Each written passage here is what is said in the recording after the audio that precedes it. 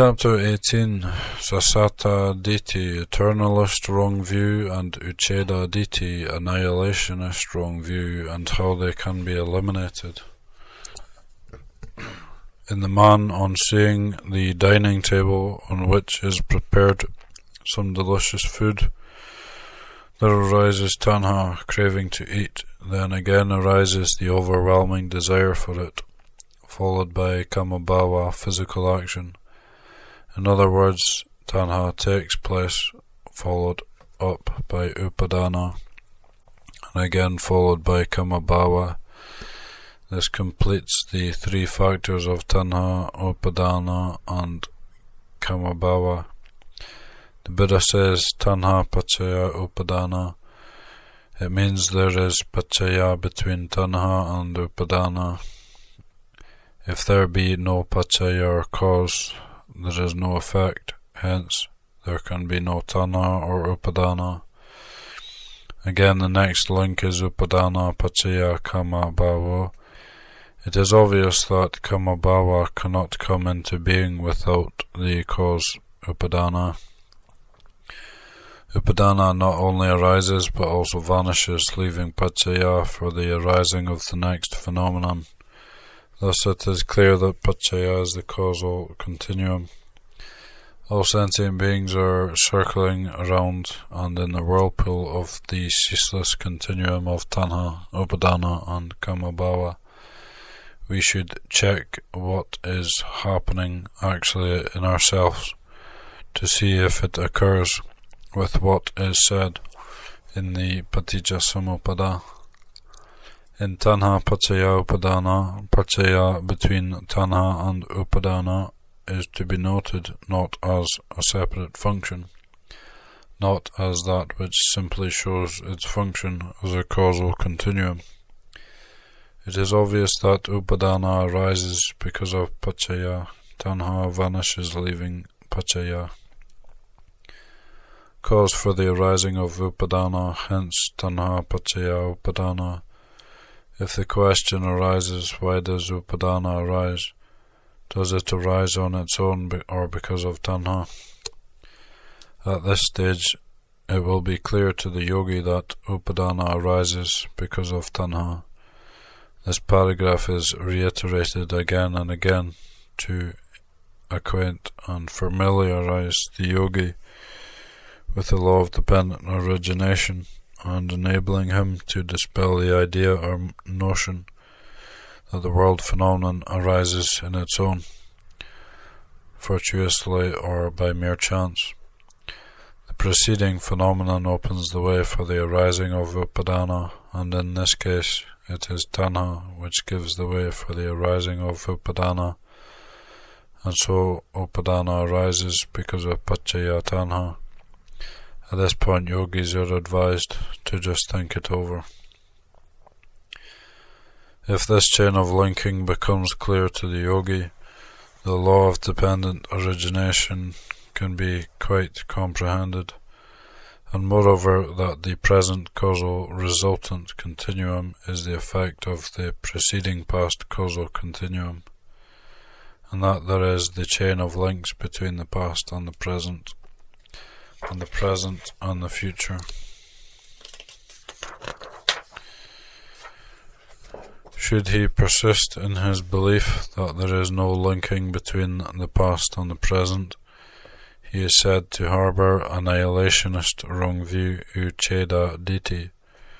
Should this wrong view stand in the way, he could never attain sotapatti magga.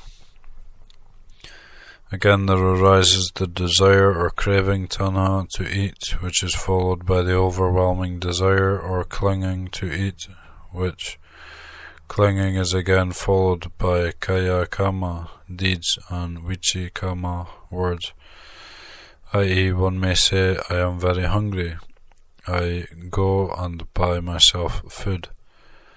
Thus there is the chain of the law of dependent origination. In the first instance, craving for eating arises and vanishes, leaving paccaya, cause for upadana, to arise. So it must be noted that upadana can only arise because of because paccaya cause functions as a connecting link between tanha and upadana. Again, upadana vanishes, leaving paccaya, cause for kamabhava to arise. Hence it may be seen that this is the chain of the function of consciousness, and as such, when it is clear to the yogi that the phenomenon not only arises but also vanishes, giving place to a new, he is said to be free from the shackle of sasata ditthi. The next step for the yogi is to become aware and take note of the arising of whatever consciousness as mere consciousness, in which there is no I or ego or any personality. It is natural that there will arise lobha, dosa and moha and all kinds of consciousness, and when they arise the yogi must perceive and recognize them as mere consciousness and nothing else. Whatever consciousness arises, he has to concentrate on it and must be cognizant of each consciousness on its arising, and note that this is mere mental phenomenon in which there is nothing to be personified as I or ego, me or mine. When I consciousness arises, it is not I who see, because there is no seer. When the ear consciousness, it is not I who hear, there is no hearer. It is only the hearing in which there is nothing to be personified as I, ego, me or mine. When the yogi sees, he thinks it is he who sees. This belief or view is called Sakaya Ditthi. When the yogi perceives and cognizant of what he sees, it is merely I consciousness, vijnana khandhas, by which he perceives, and in doing so there is only Sakaya and no Ditthi. For example, when the I consciousness arises, and if it is taken that it is I who see, that is called Sakaya Ditthi.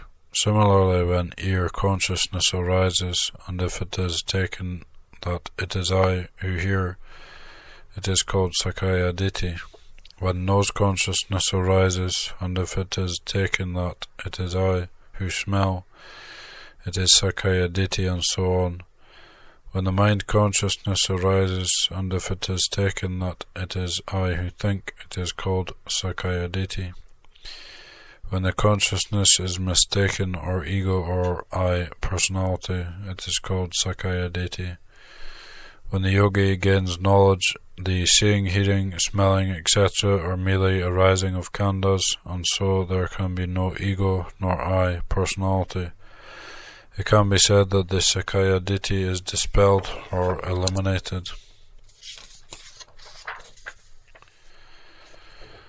The ordinary worldling is always apt to mix Sakaya and Ditthi. What the yogi should do is to try to mix Sakaya and Samaditthi. It is the mixing of Sakaya and Ditthi which constitutes the wrong view of Sakaya Ditthi. Throughout the whole of the samsara, we have combined and mixed Sakaya and Ditthi, have we not? All the time either one of the five khandhas arises in turn, and the arising of a khandha must be noted as the mere arising of a khandha, and nothing else, without mixing it with I or ego or personality. Now the yogi had attained a considerable knowledge of Sakaya, and so is able to associate Sakaya with Samaditthi. He is therefore urged to disassociate with the undesirable Dhamma, but associate only with the desirable Dhamma, i.e. Samaditthi.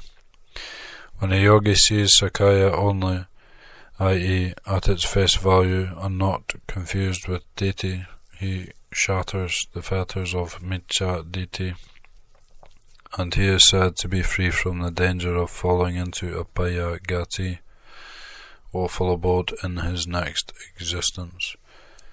Footnote: Yogis are advised that in order to practice vipassana effectively, they are at first required to be fully conversant with the fundamentals. Firstly, Namarupa, secondly, the doctrine of the Paticcasamuppada. It is the Maha, Thera, Mogok, Sayadaw's policy that those who are not well versed in these fundamentals are never given vipassana meditation until and unless they had been given considerable teaching in these two fundamentals. This was done in order to dispel ditthi by jnana parinya. Tirana parinya comes after jnana parinya.